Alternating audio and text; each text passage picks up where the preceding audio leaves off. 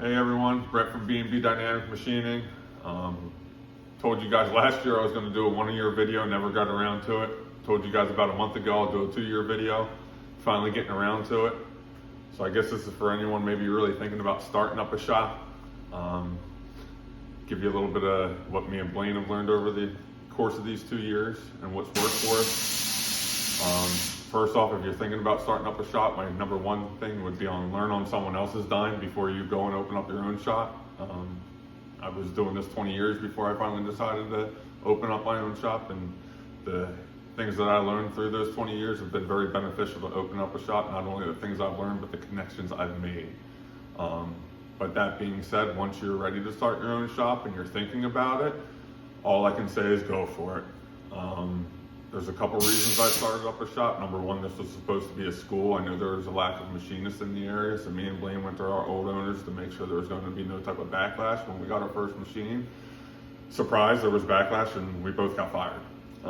That being said, the connections that I made over the 20 years really paid off, and we've been going at it for 2 years straight now, 7 days a week, because of those connections and because of the hard work we've put in.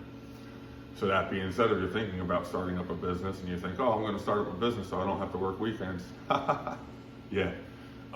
We've been going 7 days a week for 2 years. You are going to work nights, you're going to work weekends, and you're going to make sacrifices. Sacrifices with time with your family, family events, whatever it may be, sacrifices will be made. All I can say is that if you make those sacrifices and work your ass off, I'm not a very religious person, I'm more spiritual. The universe sees it. I don't know how else to explain it. The universe sees it. And what I mean by that is Blaine was out making cold calls one day, and we received POs the same day he's out making cold calls. Now, is that a coincidence? Because none of the POs came from the customers he went out to see. Those were all pretty much, I think, one out of the 4 companies gave him a possibly, and we still haven't heard from that person. But that same day, we received POs from existing customers. So again, you want to call that the universe looking out for you? I have no idea. I'm also a huge fan of vision boards. Like I said, this was supposed to be a school at first, and on my vision board over 6 months, I thought we could do $24,000 worth of work. When I got fired, I put a 0 behind the 4 and it became $240,000. Our first year, we did $238,000. How do you explain it? I have no idea. Technically, if you took what I made in January and February before I got fired from Reliable, I hit that $240,000 that I had on my vision board. Next year, I wrote $500,000 on there. Second year, we did $383,000. And again, me and Blaine have nothing to show for that except for a successful company.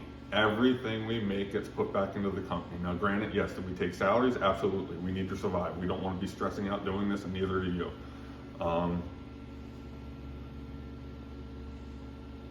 Also, if you're thinking about starting up a business, I always ask everyone, the answer is always no if you don't ask. Ask your tooling guy for free end mills. Hey man, I'm starting up a company, I want to do some end mill testing. Ask for it. Ask for free end mills. Ask for material reduction sometimes. I mean, I'll get quotes for material and I'll go and get the job and I'll realize, oops, I made a mistake. I'll even go back and ask that. Now, I don't do it every time, but I'll ask the material supplier, hey, is there anything you can do a little bit better on that cheaper or that material quote? I messed up a little bit. I know it's not your fault, but if you could, that would be a huge help. A lot of times they do. Sometimes it might only be a little bit, and I'm not going to go back and, oh, well, that wasn't worth it. No, they were still nice enough to help. And next time, they're still going to be nice enough to help because I didn't beat them up every time. So I think that's a key factor. And also, anyone that's thinking about starting up a shop, I might be all over the place. On LinkedIn, there's a group called Collaboration Over Competition. Rebecca Wolfinger, Todd Lindstrom, and me are the administrators of that group. If you have any questions, feel free to go on that platform and ask us. You're not going to get any smart-ass answers. I've had a couple people ask me about starting up shops already, even before we started this collaboration group, and I told them, get on LinkedIn. No one on LinkedIn is going to want to see you fail. I had no idea how supportive of community that LinkedIn was until we started our own business. And like I said, everyone wants to see you succeed. I got people up in Massachusetts telling me about tooling that they use, and it was a huge benefit to our shop. And if you are going to get on LinkedIn, I hugely recommend taking one of Emily Joan Wilkins' classes. She tells you a little bit on how to attack LinkedIn and how to brand yourself. So I definitely recommended doing hers. We actually did it twice, just to, again, I'm a huge fan of pounding shit in our head. Ask Blaine and Daniel, when I train them, I'll go up to them, and when they're done drawing something, I'll hit delete and say, do it over, because I believe in repetition, and they hated it. So when we're on LinkedIn, I think the other people get work on Instagram and Facebook, I've heard. We concentrate mostly on LinkedIn, but I heard Instagram is the pretty big one for machining now. And I do talk to Jody up in North Jersey, and he says he gets a little bit of work from Facebook as well.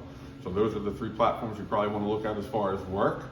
Another thing we did as far as local is we created a mastermind group. So we started inviting other programmers, managers, machine reps, you name it, just to collaborate over competition. Now, why am I writing machine reps and other people to collaborate as far as machining? Because it's not just about the tooling aspect of it. We're trying to get employees involved. I mean, these people have worked for people. So when you're trying to get new trainings or new employees through the door, these are people that have worked for people. Everyone has an input in this. And so far, like I said, it's worked out great. We went from 10 people the first meeting to 13 people the second meeting to 16 or 18 the third meeting, and I think the fourth meeting is probably going to have over 20 people.